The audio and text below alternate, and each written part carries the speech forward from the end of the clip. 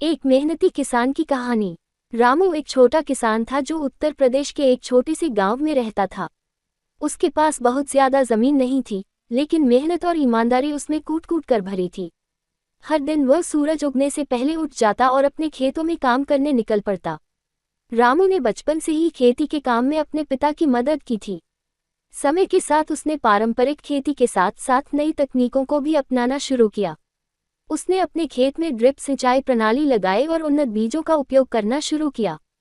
इससे उसकी फसल की गुणवत्ता और उत्पादन दोनों में सुधार हुआ। रामू केवल खुद के लिए नहीं, बल्कि गांव के दूसरे किसानों की भी मदद करता था।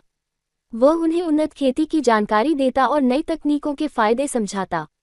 धीरे धीरे गांव के अन्य किसान भी प्रेरित होकर आधुनिक खेती की ओर बढ़ने लगे। एक साल गांव में बहुत जोर की बारिश हुई, जिससे कई किसानों की फसलें बर्बाद हो गईं।